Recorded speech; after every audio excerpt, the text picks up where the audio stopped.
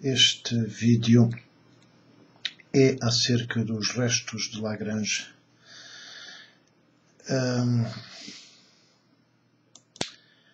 aplicado ao teorema de Taylor. Portanto, eu vou rever primeiro o teorema de Taylor e depois falarei sobre os restos de Lagrange. O teorema de Taylor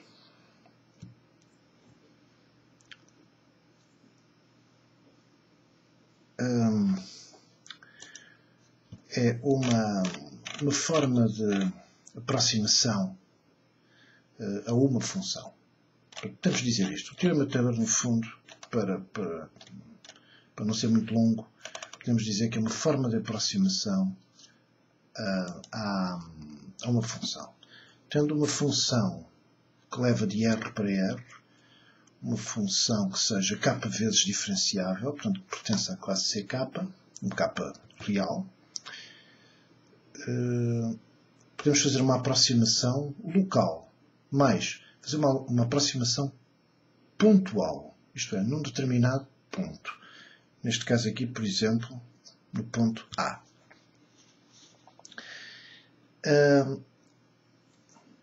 Portanto, sob estas condições, a função de R para R, se é k vezes diferenciável, é contínua, portanto, uma função contínua, k diferenciável,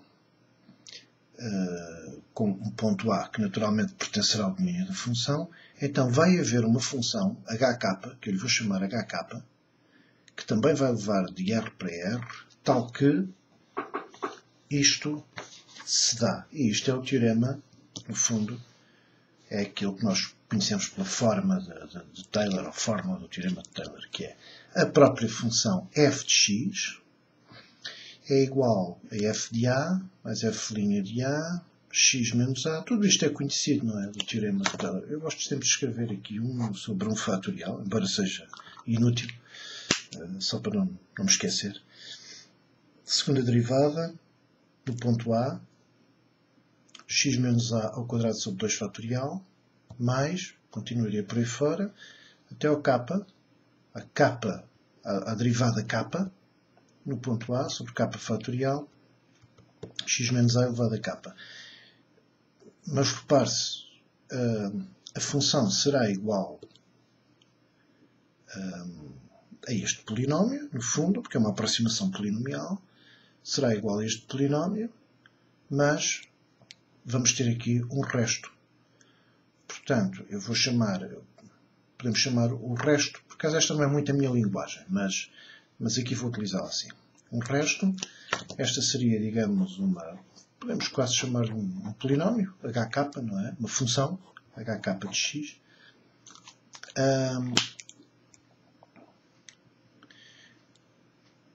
Também no ponto A.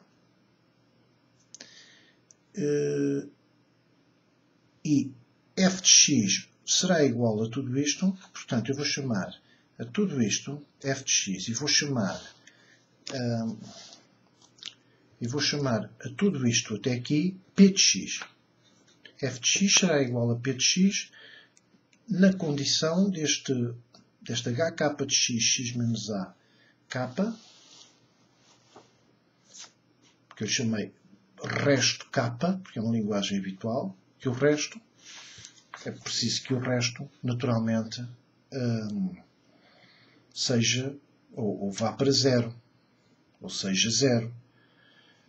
Portanto, na condição disto ser zero, então f de x é igual a p de x. Se isto for zero, f de x é igual a p de x. Muito bem. Agora, eu devia avaliar aqui. Bom, eu vou pegar numa função qualquer daquelas. Eu não preparei muito bem isto, vou escrevendo assim um pouco.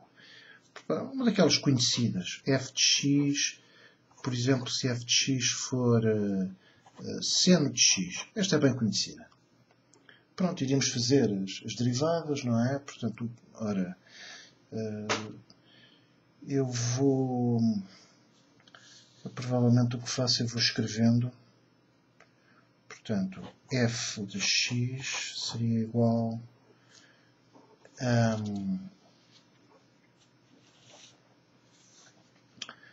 Ora, f no ponto... Mas eu vou fazer o seguinte, eu vou avaliar a função, vou utilizar a Maclaurin, que é quando x é igual a 0, está bem? Portanto, vamos aproximar em torno do ponto 0, ok? Que é conhecida por Maclaurin. Já se escreve bem. Ok. Então, ora, primeiro, f de 0, não é? Ora, o f de 0 em sendo 0, obviamente que é 0, mais, agora seria a primeira derivada do seno, que é o cosseno, no ponto 0, portanto, obviamente que isto vai ser 1, não é? X elevado a 1 sobre 1 fatorial, portanto aqui fica 1. Agora a derivada do cosseno é menos seno, mas o seno em 0 é 0, portanto vou aqui somar 0, já sei. E depois, ora, tive menos cosseno, portanto agora vou ter menos. Isto é conhecido, não é? É conhecido. Fica um pouco como exercício em casa, mas ela é conhecida porque tem todos os termos ímpares e não tem os termos pares, ao contrário do cosseno. Portanto, mais x elevado a 5 sobre 5 fatorial, menos x elevado a 7 sobre 7 fatorial, mais etc. É conhecida. Portanto, isto será o somatório. Ver se eu não cometo nenhum erro. Temos que começar em 0 e acabar em infinito. Ora, os sinais trocam. Portanto, menos 1 elevado a n. E agora, aqui temos x, não é? Os termos são todos ímpares em cima. Portanto, 2n mais 1. É bastante simples. E divido tudo por 2n mais 1 fatorial. Este menos 1 elevado a n aqui vai trocando os sinais. Ok? Muito bem. Bom, mas agora teríamos então um problema, que era aqui, nós vamos ficar aqui com um resto. Não é? Vamos ficar aqui com um resto. Portanto,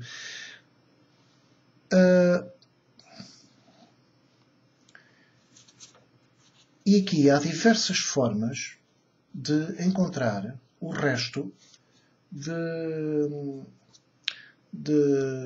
uma aproximação a uma função pelo teorema de Taylor. Isto é, para já é preciso não esquecer que usamos, fizemos exigências fortes à função. A função tinha que ser regular, não é? E tinha que ser diferenciável, n vezes diferenciável, etc. Mas acontecendo isso, que é o caso, então ela pode ser aproximada por um polinómio de Taylor. Muito bem. Mas agora resta sempre o problema de sabermos encontrar estes restos. Muito bem. Há diversas formas. Uma delas é o chamado, que depois em RN se vai chamar o teorema dos acréscimos finitos. Teorema dos acréscimos finitos. Aqui uma delas é através daquilo que eu chamei e que se chama os restos. Vou escrever de novo. Restos de Lagrange. Há diversos, não é? Há diversos. Pronto, então se entrarmos em análise numérica vamos ter mesmo muitos e com outras aproximações muito finas mesmo. Muito bem.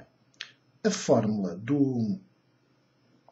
Portanto, tendo nós uma função que é contínua n mais uma vezes, se a função for contínua, portanto em n mais 1, se a função pertencer a n mais uma vez, num intervalo aberto, no intervalo aberto.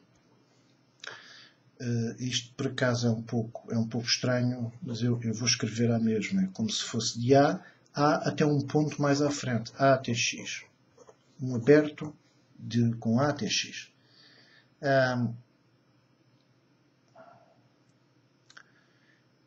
Então nós podemos dizer que, portanto, nestas condições, a função ser n mais umas vezes diferenciável, o intervalo o intervalo A mais X, então podemos dizer que há um C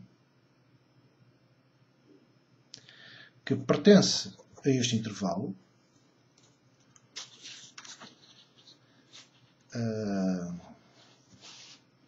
há um C que pertence a este intervalo, tal que o resto, n de x, é igual, e esta é a forma dos restos de Lagrange, f elevado a n mais 1, portanto, elevado a n mais 1 não, n mais 1, derivado a n mais 1, derivado a n mais 1, assim é que é, não é elevado nenhum, f derivado a n mais 1, a dividir por n mais 1 fatorial, x menos a elevado a n mais 1. O grande erro aqui, comum,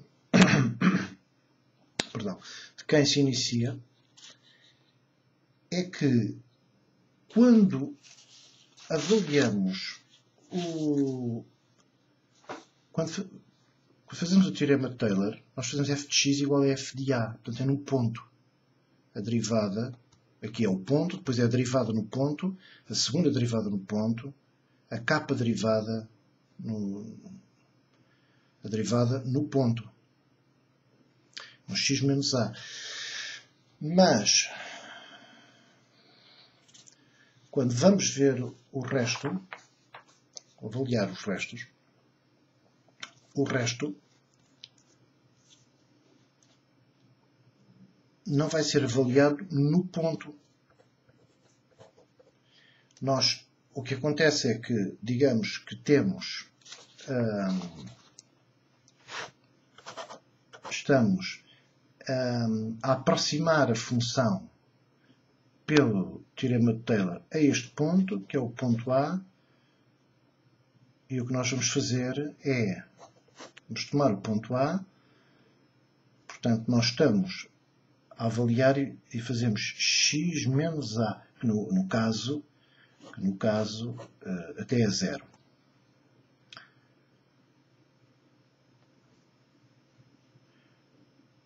Não vamos fazer a avaliação no ponto, vamos fazer a avaliação num determinado intervalo, digamos, numa vizinhança do ponto. Só fazemos uma vizinhança, em princípio, uma vizinhança positiva. Às vezes até há uns restos que dizem que x tem que ser positivo, etc. Faríamos numa vizinhança. Mas no nosso caso vamos tomar só uma vizinhança, digamos, positiva. Portanto, que a primeira aproximação até o intervalo de, digamos, de a x. Seria aqui a aproximação. Aliás, nós estamos a fazer a aproximação ao intervalo AX.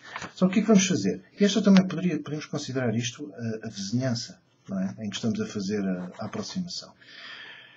Temos que tomar, eu penso que isto é o ponto crucial da questão aqui, nós temos que tomar um ponto que esteja aqui dentro. Tomamos um ponto arbitrário que esteja dentro deste intervalo. Muito bem. Então, no nosso caso particular, fizemos aqui a aproximação, não é? Portanto, ficamos com seno de x. Eu vou reescrever para conseguirmos perceber. Portanto, seno de x, chegamos à conclusão, depois das contas feitas, e algumas delas têm que ser feitas em casa, x menos x ao cubo sobre 3 fatorial, mais x5 sobre 5 fatorial, menos x, espero não me enganar, 7 fatorial. O seno é fácil, não é? Só tem termos ímpares, o cosseno só tem pares, que é também um bom exercício para casa. O seno só tem os termos ímpares. o sinal vai trocando menos mais, não é? E, portanto, é bastante simples. Ok, agora temos aqui mais o resto de ordem n. Bom, então chegou o nosso momento de avaliarmos o resto de ordem n, usando a aproximação de Lagrange. Bom, o A que escolhemos foi o 0, não é? Porque estamos a fazer o Maclaurin, não é?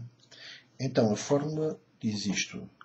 Rn de x, o resto n de x vai ser f, a derivada n mais 1 da função, dividir por n mais 1 fatorial, x elevado a n mais 1. Muito bem. Ora bem, mas a questão aqui é a seguinte. Se f de x é seno de x, vamos encontrar um C que vai pertencer ao intervalo 0 a x, não é? Vamos a fazer. Não é? C vai pertencer ao intervalo 0 a x, porque nós estamos a fazer a aproximação ao ponto 0, não é? Ok, portanto, este é o A. Muito bem. Mas repare-se, a derivada do seno é o cosseno. Portanto, o nosso resto, vou reescrever aquilo. X vai ser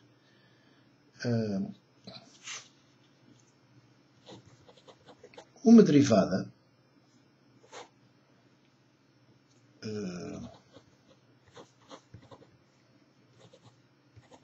só estou a reescrever. Portanto, o resto vai ser uma das derivadas. O resto vai ser uma das derivadas do seno. Ora, a derivada do seno é o cosseno, a derivada do cosseno é menos seno, a derivada de menos seno é menos cosseno. Portanto, seja como for, qualquer uma destas funções, mais ou menos seno de x, se estas funções são limitadas. É sempre menor ou igual a 1 e mais ou menos cosseno de x, para estes efeitos não tem qualquer interesse. Também são limitadas, portanto são sempre menores que 1 e maiores, menores ou igual. Menor ou igual a 1, maior ou igual a menos 1. Então, vou passar os restos ao módulo, por passagem ao módulo, portanto vou passar o resto ao módulo e vou passar tudo isto ao módulo também. Passei tudo que é para não restar qualquer coisa. Vou isolar aqui a janela. Portanto, o resto de ordem n de x vai ser igual, a passagem ao módulo não vai alterar nada, não é? Porque é uma diferença, não é? Portanto, eu quero saber a diferença maior. O resto de ordem n vai ser então a derivada a dividir por n mais 1 fatorial vezes o módulo de x elevado a n mais 1. É? E posso dizer imediatamente que este é menor ou igual a 1. Portanto, no fundo, eu posso dizer que passagem ao módulo, criar aqui imediatamente uma desigualdade que é menor ou igual ao módulo de x elevado a n mais 1 a dividir por n mais 1 fatorial, n mais 1 fatorial, não vou pôr aqui o módulo. N mais 1 fatorial, não é? Os n's são naturais, portanto, naturalmente dá um valor positivo. Muito bem. E, portanto, certeza que o resto vai ser menor que este valor. Muito bem. E agora o que faço? Aqui fiz a passagem ao módulo e agora limito-me a fazer a passagem ao infinito. Portanto, limite quando n tende para mais infinito. E este limite também é conhecido, dá 0. Portanto, acabei de mostrar que, portanto, no caso, isto é o caso do seno de x, não é? no caso do seno de x, que esta aproximação é uma excelente aproximação. É uma excelente aproximação porque o resto, usando os restos de Lagrange, não é? O resto vai para zero. Portanto, todo este seno de x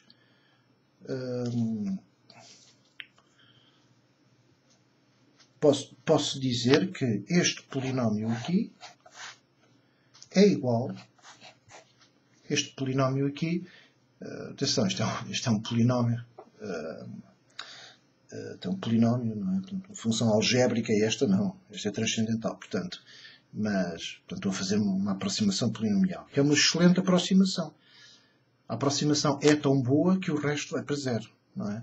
Preveio usando justamente os restos de Lagrange. E é isto que vai estar depois na gênese do teorema dos acréscimos finitos. Obviamente que dificuldades acrescidas vão aparecer quando tivermos mais do que uma variável. Mas a ideia vai ser exatamente a mesma.